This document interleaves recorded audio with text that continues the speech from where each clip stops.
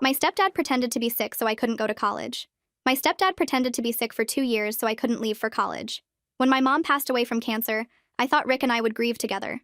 He'd been in my life since I was 12. We weren't close, but I thought he cared about me. I thought we were family. I was completely wrong. A few months after Mom died, Rick started gaining weight.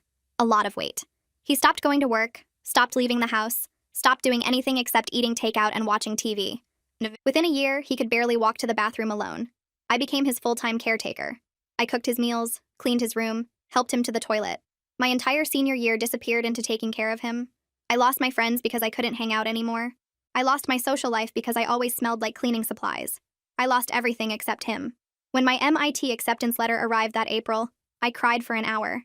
This was my chance. My escape. A future that was finally mine. But when I told Rick, his face went pale. He started clutching his chest and gasping for air. The paramedics said his weight was crushing his organs. The doctor pulled me aside and said he needed round-the-clock care or he wouldn't survive the year. Just defer 1 semester, Rick begged from his hospital bed. Just until I get better. I can't lose you too. What kind of person leaves their dying family behind? So I called MIT. They said my spot would wait. 1 semester became 2. Then a full year. Every single time I tried to make plans, something happened. The night before spring enrollment, Rick collapsed in the bathroom. Turned out to be gas, but I'd already missed the deadline. When fall registration opened, he had a panic attack so severe he forgot his own name. I became his everything. His nurse, his cook, his therapist.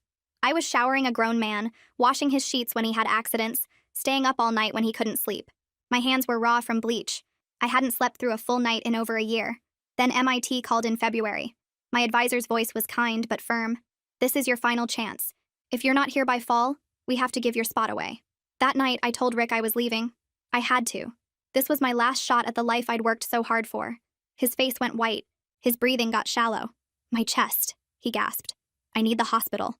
But something felt off. Maybe it was how he kept glancing at my face between gasps. Maybe it was how his panic seemed perfectly timed.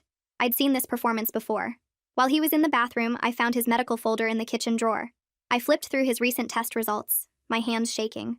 His heart was fine. Had been for 6 months. The cardiologist's notes said his cardiac function was completely normal.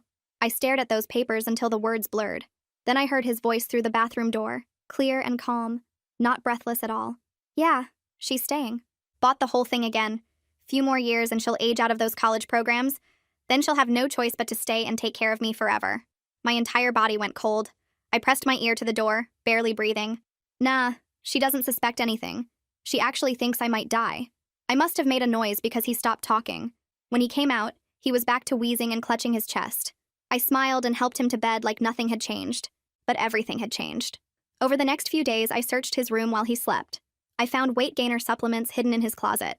His browser history had searches for how to gain weight fast and maintaining obesity for disability benefits. There was even a notebook with weight goals and target dates, meal plans designed to keep him heavy enough that I couldn't leave. The last entry was dated that week. She almost left. Need to hit 350 by March.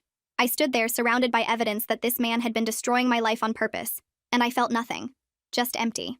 The next morning, I didn't confront him. I didn't scream or cry or ask him why. I just packed a bag while he was sleeping, called my aunt who lived 3 states away, and walked out the front door. Rick called me 43 times that first day. Voicemails begging, then threatening, then sobbing. I blocked his number after the 10th one. I'm living with my aunt now. I missed my chance at MIT, but I start at the state university next fall. It's not the dream I had, but it's mine. Nobody else's. Sometimes I wonder if Rick ever cared about me at all, or if I was just convenient. But I've stopped trying to figure him out. Some people don't deserve that much of your energy. I finally have my life back. And that's enough.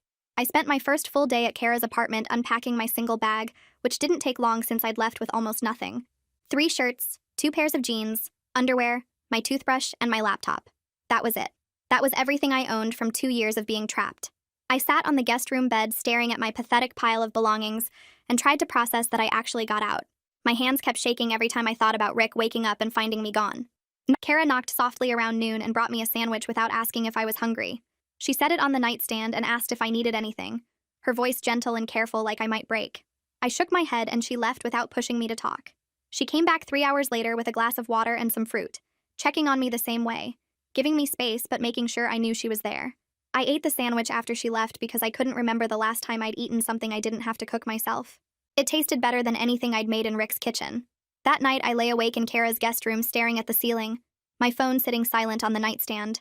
It was the first time in years the screen wasn't lighting up with Rick's name. I'd blocked his number before I even got on the bus to come here, deleting 43 voicemails without listening to most of them. The quiet felt wrong. My body kept tensing up, waiting to hear him yelling my name from the other room, demanding I help him to the bathroom or bring him food or fix his pillows. Every small sound made my heart race. The house settling, the refrigerator humming, a car passing outside. I kept expecting to hear his voice calling for me, that whiny tone he used when he wanted something. I must have checked my phone 15 times to make sure I'd really blocked him, that he couldn't reach me anymore. The silence should have felt peaceful, but it just felt weird and wrong, like something was missing even though what was missing was terrible. The next morning, Kara found me in the kitchen at 6, already awake because I couldn't sleep past sunrise anymore. She made coffee and sat across from me at her small table, wrapping her hands around her mug. She asked what my plans were for the future, her tone careful but direct.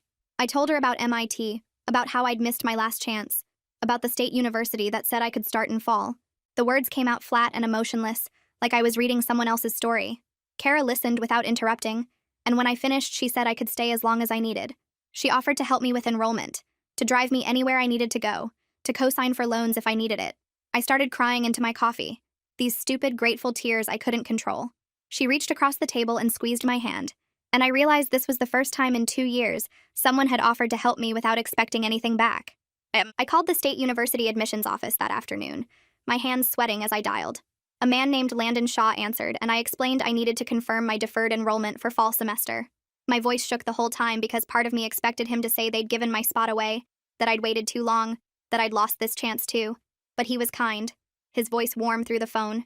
He said my spot was still waiting and he'd email me the paperwork I needed to complete. He asked if I needed help with anything else, and I almost started crying again because people kept being nice to me, and I wasn't used to it anymore. He said to call him directly if I had questions, and he gave me his extension. I hung up and stared at my phone, at the email notification that popped up 2 minutes later with the enrollment forms attached. This was real. This was actually happening. That afternoon, Kara drove me to the phone store because Rick had started calling her number trying to reach me. She'd ignored the first few calls, but he kept going, leaving messages that got more desperate each time. The kid at the phone store set me up with a new number, transferring my contacts and data while we sat in the parking lot. When he handed my phone back with the new number active, I felt this small surge of power in my chest. Rick couldn't contact me anymore. He didn't have this number. He couldn't call or text or leave voicemails begging me to come back. I was unreachable, and that felt like the first real control I'd had over my own life in forever. Kara asked if I wanted to get dinner to celebrate, and I said yes, even though my stomach was too tight to eat much. We went to a diner and I ordered pancakes because I could, because nobody was waiting at home for me to cook their dinner first. That evening, Rick's sister Winter called Kara's landline. I was walking past the phone when it rang and I picked it up without thinking. Winter's voice hit me like cold water, sharp and angry. She launched right into it, saying Rick was family and I'd abandoned him when he needed me most. She said he was devastated, that he couldn't eat or sleep, that he might die without proper care.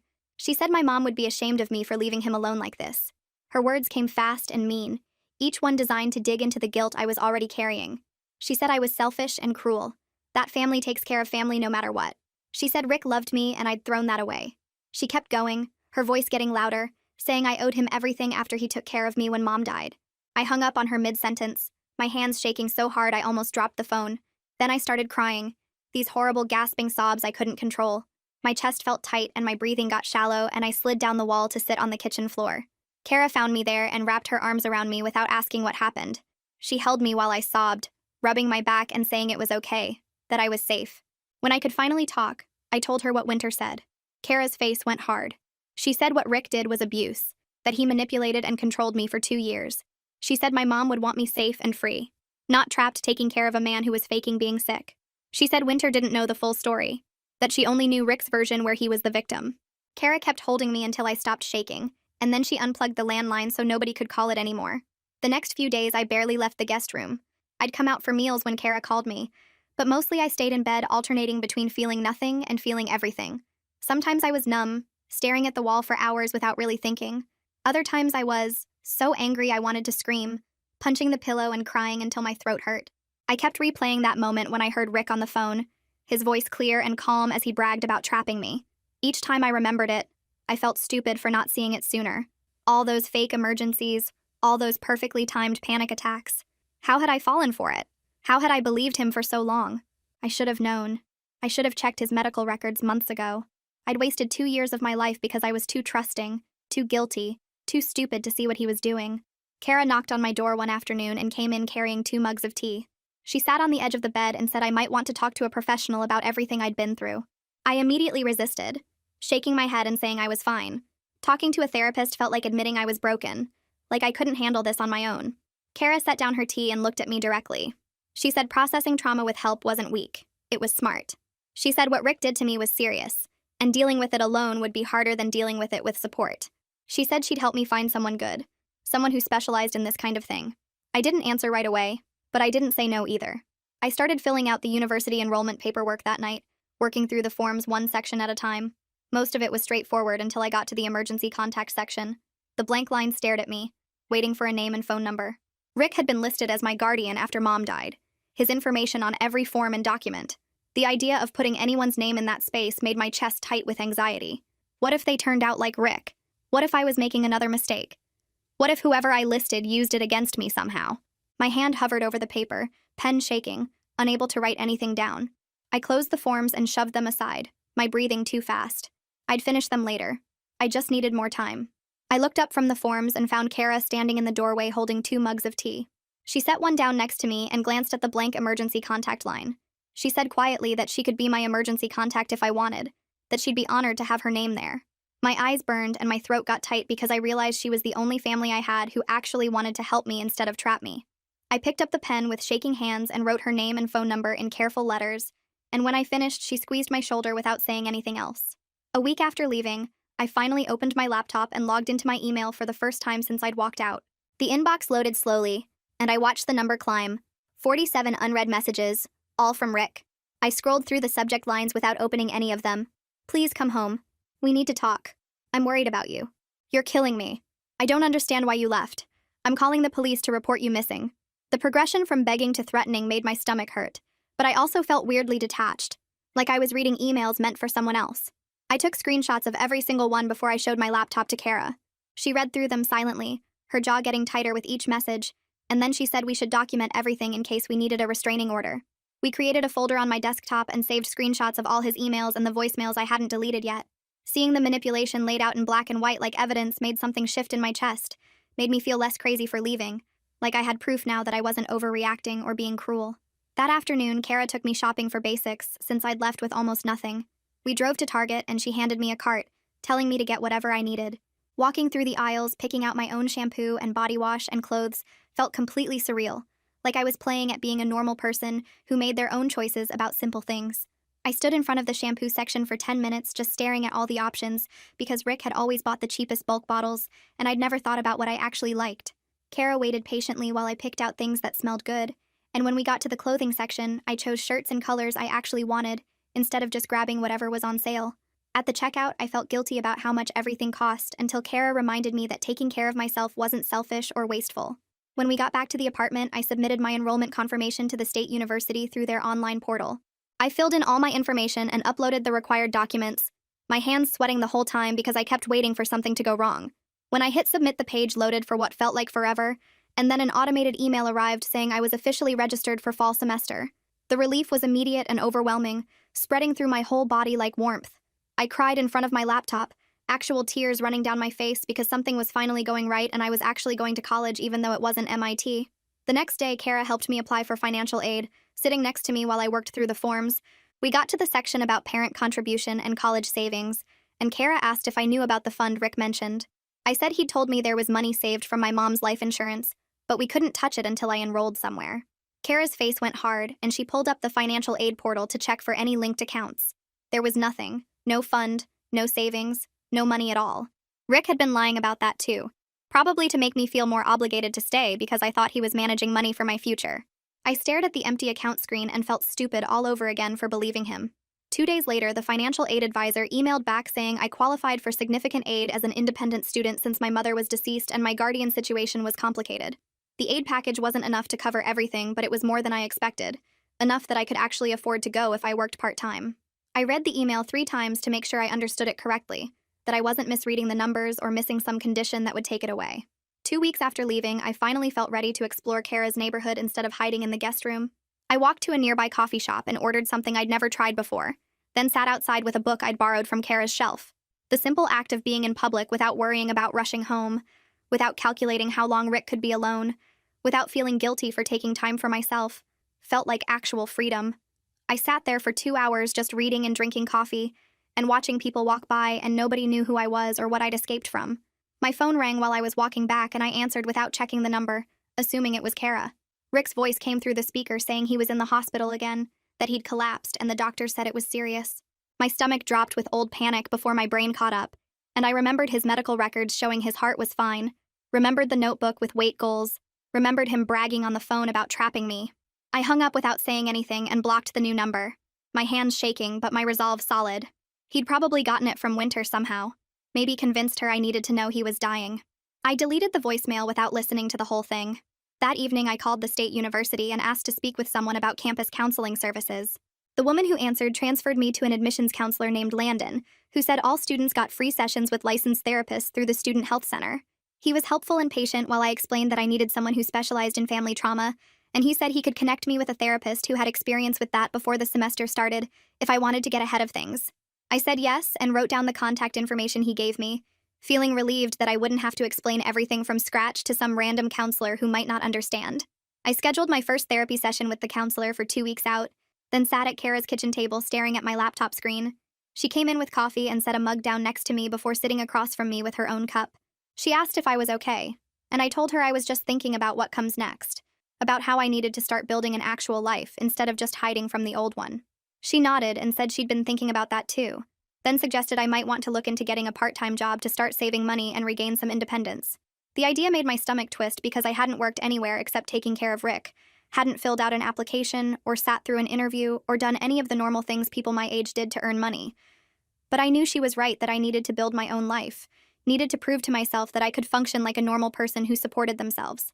I opened a new tab and started searching for entry-level jobs in the area, clicking through listings for retail stores and coffee shops and restaurants. Requested Reds is on Spotify now. Check out link in the description or comments. Most of them wanted experience I didn't have or availability I couldn't promise, but I bookmarked a few that seemed possible and told myself I'd apply tomorrow when my hands stopped shaking. The next morning, I sat down with my laptop again and forced myself to create a resume even though I had almost nothing to put on it. I kept the past 2 years vague, just saying I'd been helping family after my mom died, and I listed some volunteer work I'd done in high school before everything fell apart. I applied to 6 different places, attaching my sad little resume to each application, and trying not to think about how pathetic it looked compared to what other people my age probably had. And 3 days later, my phone rang with a number I didn't recognize, and I almost didn't answer because I was still scared it might be Rick calling from somewhere new. But I picked up on the 4th ring, and a woman's voice asked if I was available for an interview at the bookstore downtown. I said yes immediately, my heart suddenly racing, and she scheduled me for the next afternoon at 2. I spent the rest of that day and all of the next morning anxiously preparing for basic questions about my availability.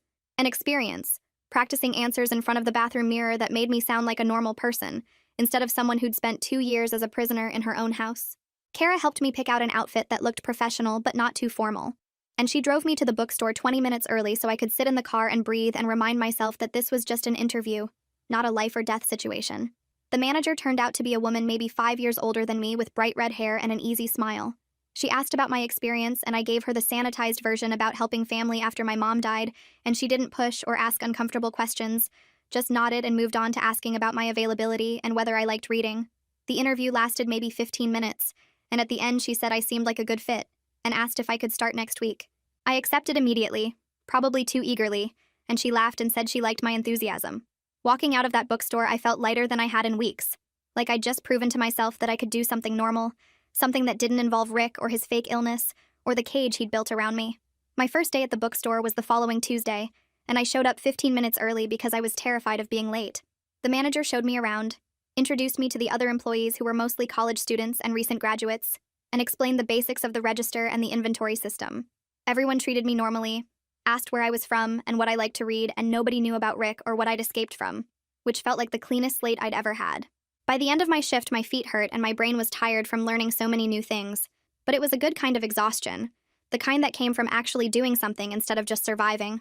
I worked 3 shifts that first week and started to relax into the routine, started to remember what it felt like to have coworkers and small talk, and a reason to leave the house that wasn't doctor's appointments or grocery shopping for someone else. 3 weeks after I'd left Rick's house, I was working an afternoon shift when my phone buzzed with a call from Kara. I stepped into the back room to answer, and she said I needed to come home right away, her voice tight with something that sounded like fear. I told my manager I had a family emergency, and she let me go immediately, and I practically ran the 6 blocks back to Kara's apartment building. When I got there, she was standing at her living room window looking down at the street, and when I came up beside her, she pointed down to the front steps where Rick was struggling to climb up, his massive body heaving with each step. A neighbor had called up to warn her that a very large man was asking which unit she lived in, and we watched from 3 floors up as he made it to the top step and leaned against the railing to catch his breath. Kara grabbed her phone and called the police while I backed away from the window, my whole body starting to shake. I went into the bathroom and locked the door, sitting on the floor with my back against the tub while my heart pounded so hard I thought I might actually pass out. I could hear Kara talking to the 911 operator in the living room, giving the address and explaining that her niece had a stalker who'd shown up at the building. The minutes dragged by and I focused on breathing, on not throwing up, on reminding myself that Rick couldn't get to me up here even if he made it to the 3rd floor. Then I heard sirens outside and Kara called through the bathroom door that the police were here. I stayed where I was, listening to footsteps on the stairs and voices in the hallway. And then I heard Rick's voice from outside, crying and pleading that he just wanted to talk to me, that he was sorry, and he needed me to come home. The officers told him he needed to leave, or they'd arrest him for trespassing, and Rick kept crying and saying he had nowhere else to go, that I was all he had left. Eventually the voices faded, and I heard car doors slamming, and Kara knocked on the bathroom door to tell me he was gone. I opened the door, and she pulled me into a hug while I shook against her shoulder. 20 minutes later, there was a knock on the apartment door, and Kara checked the peephole before opening it to let in one of the officers who'd responded. He asked me some questions about my relationship with Rick, and I explained the whole situation while Kara pulled up the folder on her laptop with screenshots of his emails and saved voicemails. The officer looked through everything, his expression getting harder as he read, and then he said we should seriously consider filing for a restraining order given Rick's escalating behavior and his showing up at the building today. He gave us information about how to file and said the documented evidence would help our case, then told us to call immediately if Rick showed up again. After he left, I sat on Kara's couch feeling numb and exhausted, and she sat next to me and said we'd go to the courthouse tomorrow to start the paperwork. The next morning, Kara drove us downtown to the courthouse and we found the right office for restraining order applications. A clerk gave us a thick stack of forms and directed us to a table where we could fill them out. I stared at the first page asking me to describe the relationship and the threatening behavior, and I felt sick having to write it all down, having to admit in official legal language that I'd been stupid enough to fall for Rick's manipulation for 2 whole years. Kara put her hand on my arm and reminded me that I wasn't stupid, that Rick had been calculating and deliberate in his abuse, and that filing this order was me taking back control. I filled out every form, describing Rick's fake illness and his intentional weight gain, and his phone call admission, and his 43 calls the day I left, and his showing up at the apartment building yesterday. The clerk reviewed the paperwork when I turned it in and said it looked complete, and she gave me a date for the hearing in 2 weeks. As we were leaving the courthouse, Kara mentioned that she'd found a lawyer who did free consultations for abuse cases, and she'd already made us an appointment for that afternoon if I was up for it. I said yes because I figured we should get as much help as we could. And a few hours later, we were sitting in a small office across from a woman in her 50s, who reviewed all my documentation with careful attention. She said I had a strong case for the restraining order based on Rick's documented behavior and the evidence of his manipulation, and then she paused and said, I might also want to consider reporting Rick's disability fraud to the proper authorities. The words hit me like a punch, and I felt my stomach drop, felt that old guilt rising up even though I knew Rick deserved whatever consequences came his way. The lawyer explained that I didn't have to decide right away, but Rick's fake illness scheme had likely involved defrauding insurance companies or government benefits programs, and that was a serious crime that could result in criminal charges and financial penalties. She said reporting it wasn't vindictive, it was holding him accountable, and potentially preventing him from doing the same thing to someone else. I told her I needed time to think about it, and she nodded, saying the offer stood whenever I was ready, and that she'd help me through the process if I decided to move forward. I walked into the counseling center on a Tuesday morning with my stomach in knots. The waiting room had soft chairs and peaceful paintings on the walls, but I couldn't relax. A woman came out to greet me, mid-40s with dark hair pulled back and kind eyes. She introduced herself as Sabine and led me to her office. The space was small but comfortable, with a couch and tissues on the side table. She settled into her chair and asked what brought me in today. I started talking, and the words came out choppy at first. I told her about Rick and the fake illness and the 2 years I spent as his caretaker. I explained about finding the medical records and the weight gain supplements and his phone call where he admitted trapping me. Sabine listened without interrupting, just nodding occasionally and keeping her eyes on mine. When I finished, she said what Rick did was abuse and manipulation, using those exact words. Something in my chest loosened when she said it. A professional was telling me I wasn't crazy or overreacting. She said we'd work on processing the trauma and building boundaries, and I left feeling lighter than I had in weeks. The restraining order hearing got scheduled for 2 weeks out. Kara sat me down at her kitchen table that evening and said we needed to prepare. She asked what I planned to say to the judge, and I froze because I hadn't thought about actually speaking in court. We spent the next hour practicing. I stumbled over my words at first, getting emotional when I described Rick's control. Kara reminded me to stick to facts and timeline. I grabbed a notebook and started writing everything down. Rick's initial weight gain after Mom died. His first fake medical crisis when I got the MIT letter. The bathroom collapse before spring enrollment. The panic attack before fall registration. Finding the medical records showing his heart was fine. The phone call where he admitted his plan. His 43 calls the day I left. His appearance at Kara's building. Writing it all out made the pattern obvious. This wasn't a sick man making mistakes. This was calculated manipulation over 2 years. I filled 6 pages with dates and details so I wouldn't forget anything when I got nervous in court. My first day working at the bookstore was the following Monday. The manager showed me how to use the inventory system and where everything was shelved. I spent most of my shift in the back organizing new arrivals. During my afternoon break, I wandered into the self-help section to browse. My eyes landed on a title about narcissistic parents, and I pulled it off the shelf. I sat down on the floor right there between the aisles and started reading. The first chapter described manipulation tactics, and every single one matched things Rick had done. Fake emergencies to control behavior, guilt trips about family obligation, making the victim feel responsible for the abuser's well-being. I flipped to the section on recovery, and it talked about how victims often don't realize they're being abused until they're out. I sat there for my entire 15-minute break reading page after page that described my life with Rick. It was validating and devastating at the same time. Validating because professionals recognize this pattern as abuse. Devastating because I'd lived it for 2 years without seeing it. That evening, Kara called me into her office looking upset. She showed me her email inbox where Rick had sent her 5 long messages.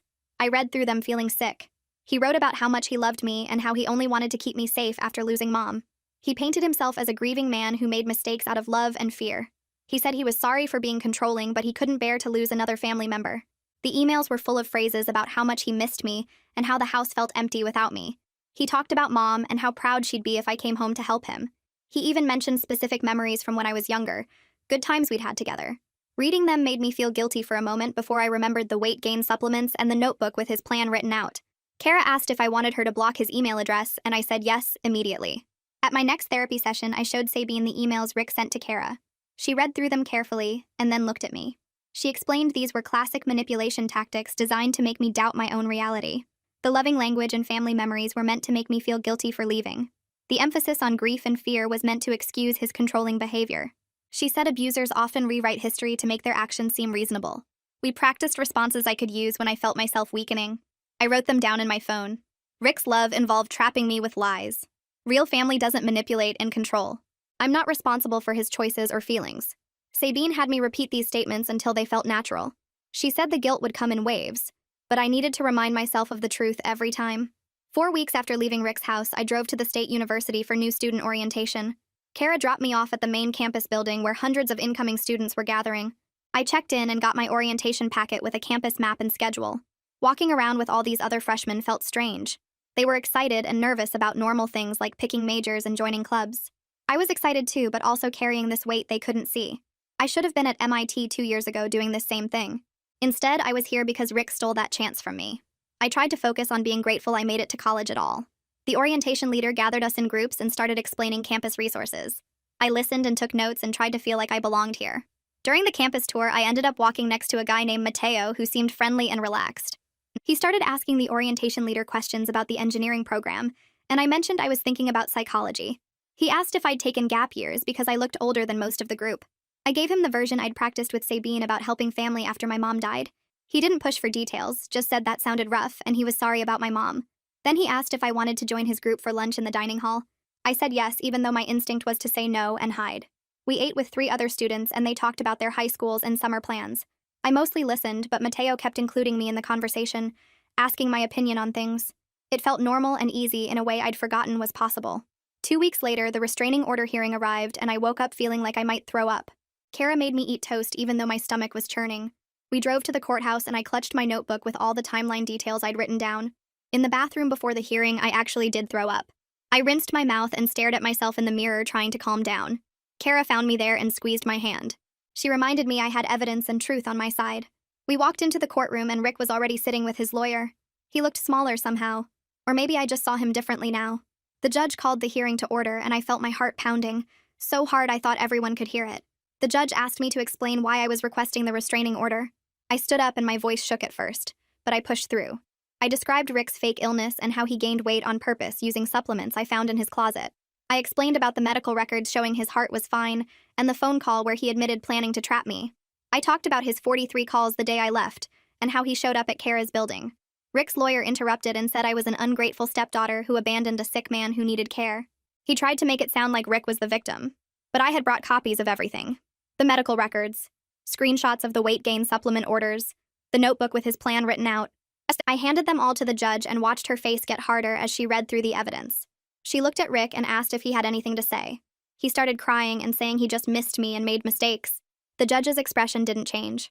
She wrote down exactly what I could and couldn't do, where Rick had to stay away from and what would happen if he broke the rules. Rick's lawyer stood up and tried to argue one more time about how his client needed family support for his health conditions. The judge cut him off and said the medical evidence showed his conditions were either fake or self-inflicted, and she wasn't interested in hearing more excuses.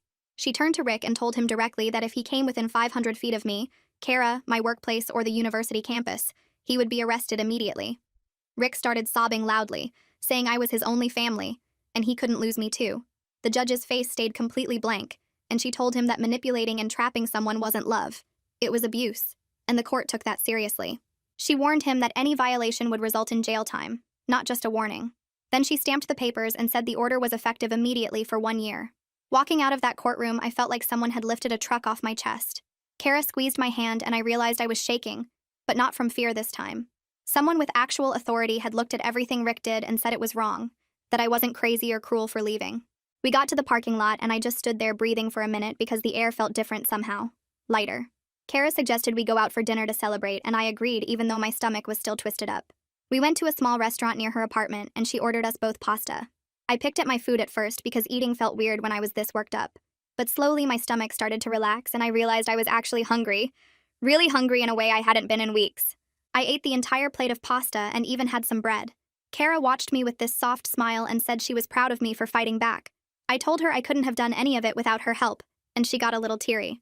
That night, I went to bed feeling good, but I woke up at 3 in the morning gasping for air. I'd been dreaming I was back in Rick's house doing laundry, and he was sitting in his chair laughing. In the dream, I kept trying to leave, but every time I got to the door, I was back in his room cleaning up another mess. He kept laughing and saying I'd never really get away, that the restraining order was just paper, and paper couldn't stop him. I woke up with my heart pounding so hard it hurt. I had to turn on the light and look around Kara's guest room to remind myself where I actually was. The restraining order paperwork was on my dresser, and I stared at it until my breathing slowed down. I was safe. Rick couldn't get to me here. The nightmare felt so real, though, that I couldn't fall back asleep for hours. My next therapy session with Sabine was 2 days later, and I told her about the nightmare. She nodded like she'd been expecting it, and explained that nightmares and anxiety were totally normal responses to trauma. She said healing wasn't a straight line where you just got better and better every day. Sometimes you'd have bad days or bad nights even when things were going well in real life. My brain was still processing everything that happened, and nightmares were part of that process. She taught me some grounding techniques I could use when I woke up panicked, like naming 5 things I could see in the room or pressing my feet hard into the floor. We practiced separating my fear responses from actual current danger. Just because I felt scared didn't mean I was in danger right now. The restraining order was real protection, not just paper like Dream Rick said. The lawyer called me the next week while I was at work shelving books. She said she needed to tell me something important about the case. My stomach dropped because I thought maybe Rick had already violated the order or found some way around it. But she explained that based on all the evidence I'd provided about Rick's fake illness, she had a legal duty to report the disability fraud to the state benefits office. She'd already filed the report, and they'd opened an official investigation. They were going to review all of Rick's medical claims and documentation from the past 2 years. She wanted me to know before I heard about it some other way. I thanked her and hung up, and then just stood there in the bookstore aisle feeling sick. Part of me knew Rick deserved to be investigated because he'd been lying and probably stealing money he wasn't supposed to get. But another part of me felt horrible, like I was the one hurting him now. I brought it up with Sabine at my next session because the guilt was eating at me. She asked me to walk through what actually happened. Rick chose to fake being sick. Rick chose to gain weight on purpose. Rick chose to apply for disability benefits he didn't need. Rick chose to trap me with lies. I didn't make him do any of those things. Reporting what he did wasn't cruel. It was necessary. She reminded me that Rick might do this to someone else if he faced no consequences. Maybe he already had before me. Protecting other people from him wasn't wrong. It was right. The guilt was just another way Rick's manipulation was still affecting me. making me feel responsible for his choices. I left that session feeling a little better, but the guilt still sat in my chest like a stone. 6 weeks after leaving Rick's house, I finally felt like I had an actual routine. I worked at the bookstore 3 days a week, saw Sabine once a week, and spent the rest of my time getting ready for school. Kara and I had easy conversations over breakfast about normal things like what we wanted for dinner or shows we were watching. She never made me feel like I owed her anything or like I was a burden. Living with her was teaching me what it felt like to share space with someone who respected boundaries and didn't need constant care. I could go to my room when I wanted to be alone, and she didn't take it personally. I could say no to things without her guilt tripping me. It was so different from life with Rick that sometimes it felt unreal. An email from the university housing office arrived in late July with my dorm assignment. I was in one of the freshman dorms on the 3rd floor. My roommate's name was Jessica, and she was from a town about 2 hours away. The email included her contact info so we could introduce ourselves before move-in day. I sent her a careful message saying hi and a little about myself. She wrote back the same day and seemed totally normal and friendly. She was planning to study biology and liked hiking and reading. I felt cautiously good about it. Like maybe I could actually have a normal roommate experience instead of the disaster I was expecting. Mateo texted me a few days later asking if I wanted to meet up and explore campus together before school started. My first instinct was to say no, because the idea of making new friends after being isolated for so long felt impossible. But I remembered what Sabine said about practicing trust and putting myself out there even when it scared me. I texted back and said yes. We made plans to meet the following week and walk around campus. I was nervous about it, but also kind of excited, which was a feeling I hadn't had about social stuff in years. The weekend before our campus meetup, Kara took me shopping for dorm supplies. We went to one of those big stores with entire aisles of bedding and desk organizers. Kara pushed the cart while I picked out a comforter and sheets, some storage bins, a desk lamp. Every item felt significant somehow, like I was claiming something that should have been mine 2 years ago. I should have been doing this for MIT back then, picking out stuff for a dorm room in Massachusetts. Instead, I was doing it now for State University and trying not to think about everything I'd lost. Kara noticed me getting quiet and asked if I was okay. I told her I was trying to be present for this moment instead of stuck in the past. She said that was good, and that my mom would be proud of me for making it here at all after everything Rick put me through. I mentioned the shopping trip to Sabine at our next session, and she asked how I felt about potentially helping put Rick in prison. The question made my stomach twist because I hadn't let myself think about it that directly. I told her I felt guilty, like maybe I was being vindictive or cruel by cooperating with the investigation. She leaned forward and reminded me that I wasn't sending Rick anywhere, that his own choices and actions created these consequences, and my only responsibility was to tell the truth about what happened. She said protecting other people from him wasn't wrong. It was necessary and right. The guilt was just another way Rick's manipulation was still affecting me, making me feel responsible for his choices. I left that session feeling a little better, but the guilt still sat heavy in my chest. The call from the state benefits office came on a Tuesday morning while I was shelving books in the history section. A woman named Rena introduced herself as an investigator and asked if I could come in to give a formal statement about Rick's disability fraud case. My hands started shaking so badly I had to sit down on the floor between the shelves. I told her yes, and we scheduled it for that Friday. The next few days dragged by while I tried not to think about having to describe everything Rick did in an official statement that could send him to jail. Kara drove me to the benefits office on Friday and waited in the lobby while I went back with Rena. She was maybe 50 with kind eyes and a calm voice that made me feel slightly less terrified. We sat in a small conference room and she turned on a recorder and asked me to start from the beginning. I spent 2 hours going through everything I witnessed. The weight gain supplements hidden in his closet, the browser history about maintaining obesity for benefits, the notebook with weight goals and meal plans, the phone call where he admitted he was trapping me. Rena took notes and asked specific questions about dates and details, and her face got harder the more I talked. At the end, she turned off the recorder and told me Rick had been collecting disability payments he wasn't entitled to for almost 2 years, which could result in criminal charges for fraud. She thanked me for my courage in coming forward and said my statement would be crucial to the case. I walked out to the lobby feeling shaky and drained, and Kara took one look at my face and pulled me into a hug without asking questions. My next therapy session with Sabine was 2 days later, and I spent most of it crying about the investigation. I kept saying I felt like I was destroying Rick's life, that maybe he really was sick in some way I didn't understand, that I should have tried harder to help him instead of running away and reporting him. Sabine listened patiently, and then reminded me again that I wasn't sending Rick anywhere. His own choices and actions created these consequences. My only responsibility was to tell the truth about what happened. She asked if I thought Rick would have stopped trapping me if I'd stayed, and I admitted no. He probably would have kept me there forever. She said that meant other people needed to be protected from him too, that he'd probably done this before me and would do it again if nobody stopped him. Reporting his fraud wasn't cruel. It was preventing him from hurting someone else the same way he hurt me. I left feeling slightly less guilty, but still scared about what would happen next. 3 weeks after the benefits office interview, Rick showed up at my bookstore. I was at the register helping a customer when my manager grabbed my arm and pulled me toward the back room. She pointed through the front window where Rick was struggling up the sidewalk toward our door, breathing hard and sweating. My entire body went cold. She already had her phone out calling the police, and she pushed me into the stockroom and told me to stay there.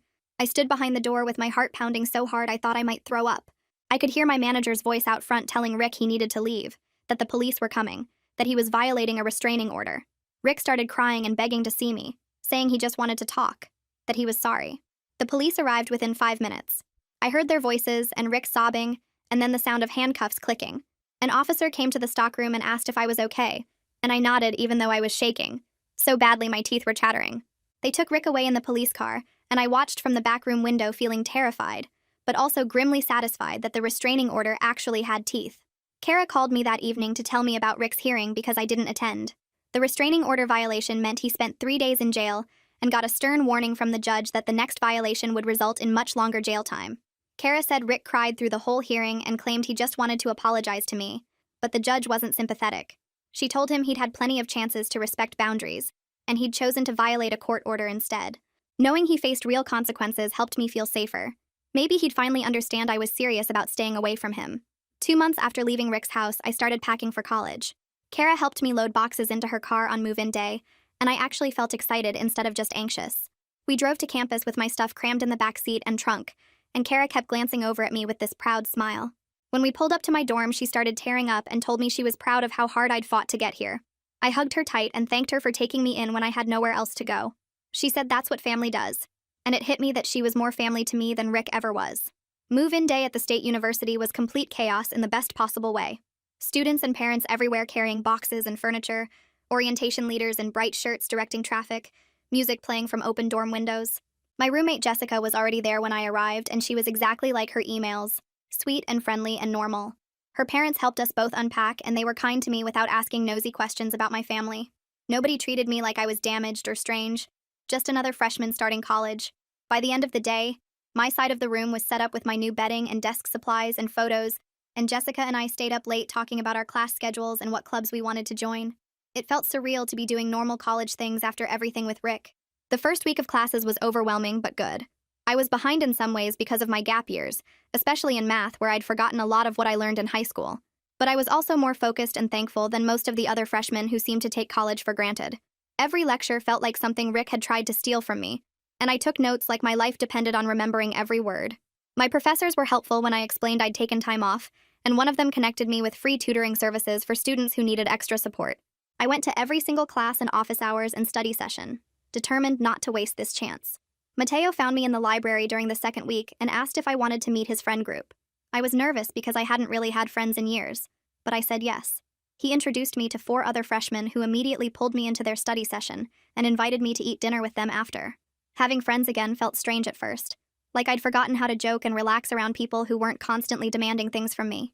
But slowly over the next few weeks, I remembered. They made me laugh and included me in their plans and never made me feel weird about being quiet sometimes. One night we stayed up until 2 in the morning in the common room just talking about random stuff, and I realized I was actually happy. The state benefits office concluded their investigation in October and charged Rick with disability fraud. Kara called to tell me he'd pleaded guilty as part of a deal. He had to pay back 2 years of fraudulent benefits plus fines, which was apparently thousands of dollars. He also got probation with the threat of jail time if he violated any terms. Part of me felt guilty hearing that, but mostly I felt relieved. Maybe facing real consequences would finally make him understand what he'd done was wrong. I kept seeing Sabine weekly, even though I was doing well at college, because I knew I was still working through everything and I needed support. In one session, I told her I felt guilty about being happy while Rick faced consequences for the fraud charges. She helped me understand that my success wasn't cruel. It was justice. Rick had tried to destroy my future to serve his own needs and me thriving, despite that wasn't wrong. She reminded me that I'd lost 2 years, and my MIT acceptance because of his lies, and going to State University and building a good life here wasn't something I should feel bad about. It was what I deserved after everything he put me through. 3 months passed, and I actually felt happy. Not the fake kind where I told myself I was fine, but real happiness that came from waking up in my dorm room and choosing what to do with my day. I had friends who texted me to hang out just because they liked spending time with me. My psychology classes were hard but interesting, and I stayed after lectures to ask questions because I wanted to understand the material, not because someone needed me to explain it to them later. The bookstore gave me extra shifts during midterms, and I saved most of my paychecks in an account that only I could access.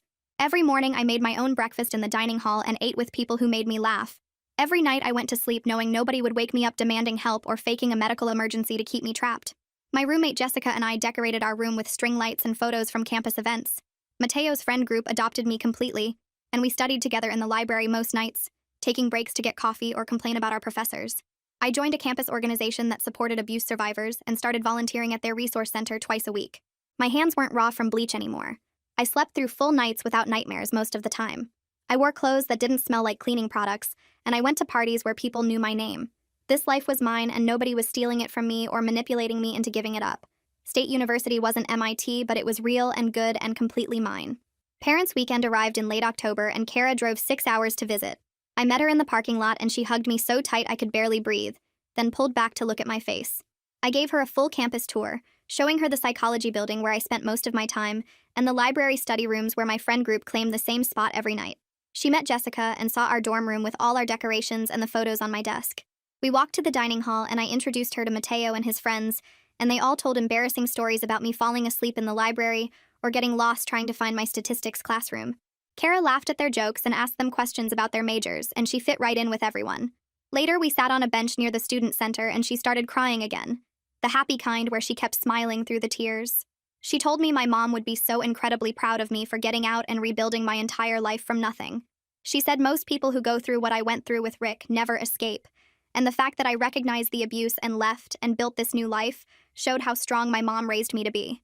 I cried too, because I missed my mom so much in that moment, wishing she could see that I was okay and happy and free. Kara stayed until Sunday afternoon, and before she left, she reminded me that her home was always mine if I needed it, but she could tell I didn't need rescuing anymore. I had rescued myself.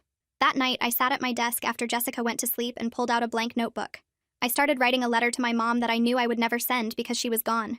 I told her everything about what Rick did after she died, how he faked being sick and gained all that weight on purpose and trapped me for 2 years.